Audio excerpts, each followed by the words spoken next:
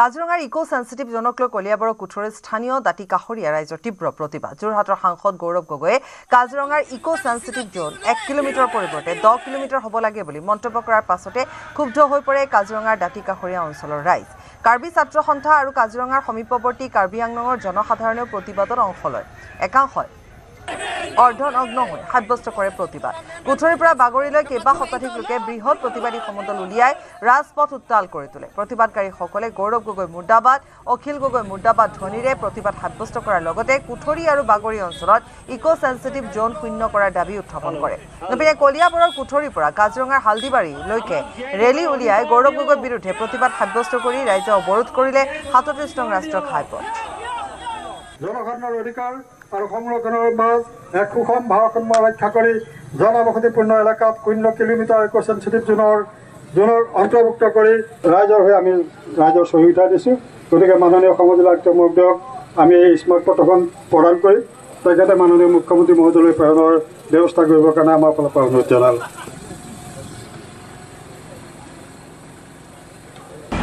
কিছু ৰাজনৈতিক দলৰ কিছু নেতাই এই 1 কিলোমিটাৰটোৰ বিৰোধিতা কৰি তেওঁলোকে 10 কিলোমিটাৰটোৱে সমৰ্থন কৰিছে। 10 কিলোমিটাৰ ইকো সেন্সিটিভ জোন থাকিব লাগে বুলি তেওঁলোকে বক্তব্য আগবঢ়াইছে। আমি তেওঁলোকৰ বক্তব্যক বা তেওঁলোকৰ ইচ্ছাক আমি গৰিহণা দিছোঁ, আমি তেওঁলোকক ধিক্কাৰ দিছোঁ।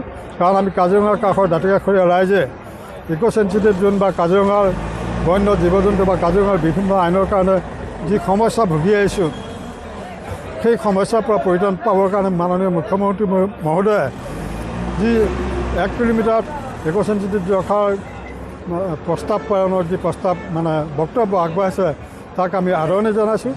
গতিকে আমি আজি এই প্ৰতিবাদটো এইকাৰণে কৰা হৈছে যে যোৱাকালি গৌৰৱ গগৈ ডাঙৰীয়া কিছুদিন আগতে অখিল গগৈ ডাঙৰীয়া তেওঁলোকে বক্তব্য আগবঢ়াইছে যে ইয়াত 10 কিলোমিটাৰটোৱে প্ৰযোজ্য থাকিব লাগে।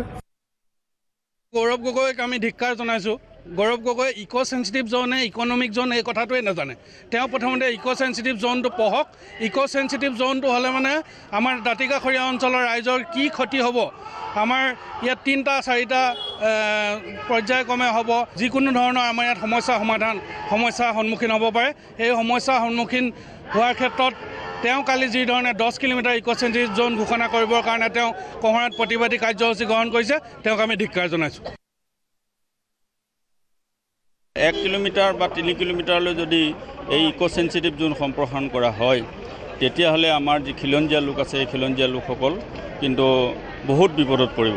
এতিয়া আমি এইটো দাবী উত্থাপন কৰিছোঁ যে কাজিৰঙাৰ কাষৰ যিসকল খিলঞ্জীয়া লোক আছে এই খিলঞ্জীয়া লোকসকলৰ যিখিনি ঠাই আছে তাত যাতে 0 কিলোমিটাৰ হয় আৰু বাকী যিসকল অনাবাসিক স্থান আছে বা বনাঞ্চল আছে সেই স্থানখিনিত 1 কিলোমিটাৰ ইকো সেন্সিটিভ জোন ধৰিলে আমাৰ কোনো আপত্তি নাই বুলি আমি দাবী উত্থাপন কৰিছোঁ। এখন দিছপুৰ লাষ্ট গেট নহয় তেওঁলোকে ক'ৰবাৰ পৰা দৌৰি আহিব, ইয়াত ধৰ্মঘট কৰিব।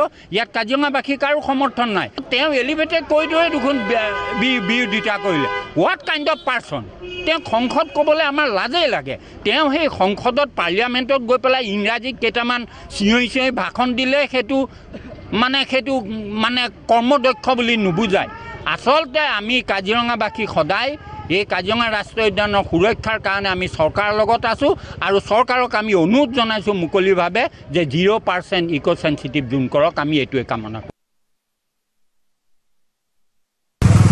1 কিলোমিটাৰ অসমৰ মুখ্যমন্ত্ৰী ডাঙৰীয়া অসম চৰকাৰে 1 কিলোমিটাৰ এটা জাগা চাই দিছে য'ত এলিফেণ্ট কৰিডৰ আছে বা কিছুমান কৰিডৰ আছে, কৰিডৰৰ সম্পৰ্কে দিছে আৰু জাগাত য'ত অনবসতি আছে তাত কেতিয়াবা 0 হ'ব পাৰে।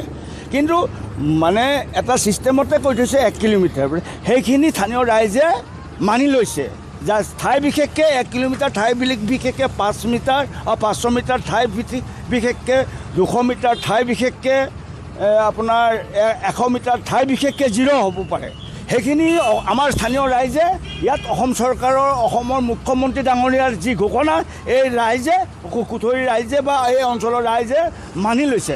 কিন্তু গৌৰৱ গগৈয়ে যিটো আকুৰগো স্থিতিৰে কৈ আহিছে তৰুণ গগৈৰ দিনৰ পৰা 10 কিলোমিটাৰ এইটো কংগ্ৰেছ বা অখিল গগৈয়ে যিখিনি বা গৌৰৱ গগৈ বা অখিল গগৈয়ে যিখিনি কৈ আছে সেইখিনি স্থানীয় ৰাইজে মানি নলয় অসম চৰকাৰে যিটো লৈছে 1 কিলোমিটাৰ ঠাই বিশেষকৈ 1 কিলোমিটাৰ ঠাই বিশেষকৈ 0 ঠাই বিশেষকৈ 500 মিটাৰ সেইখিনি আমাৰ স্থানীয় ৰাইজে মানি লৈছে